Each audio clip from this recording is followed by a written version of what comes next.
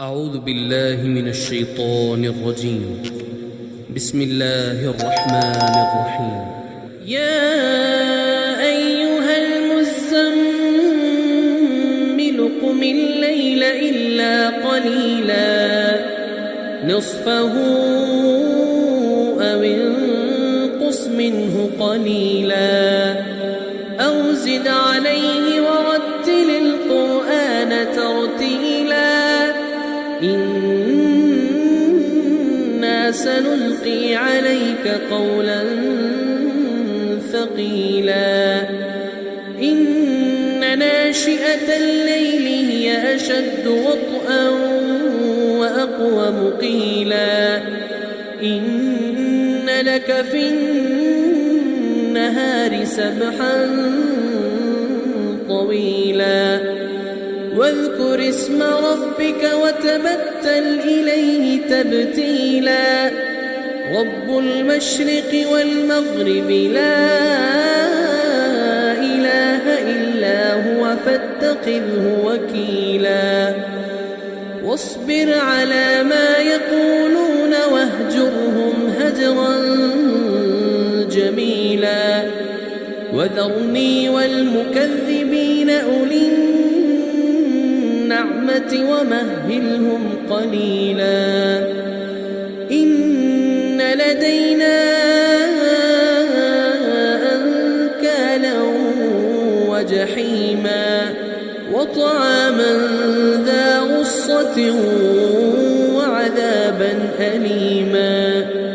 يوم ترجف الأرض والجبال وكانت الجبال كثيبا مهيلا إنا أرسلنا إليكم رسولا شاهدا عليكم كما أرسلنا إلى فرعون رسولا فعصى فرعون الرسول فأخذناه أخذا وبيلا فكيف تتقون إن كفرتم يوما يجعل الولدان شيبا السماء منفطر به كان وعده مفعولا إن هذه تذكرة فمن شاء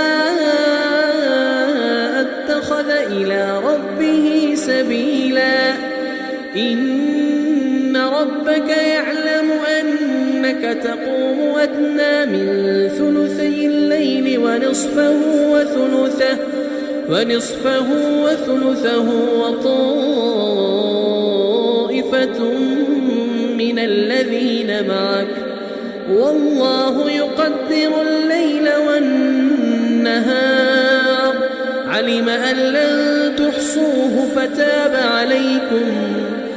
علم أن لن تحصوه فتاب عليكم فاقرؤوا ما تيسر من القرآن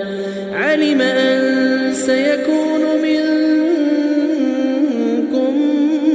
مرضى وآخرون يضربون في الأرض يبتغون من فضل الله وآخرون يقاتلون في سبيل الله فاقرؤوا ما تيسر منه وأقيموا الصلاة وآتوا الزكاة وأقرضوا الله قرضا حسنا وما تقدموا لأنفسكم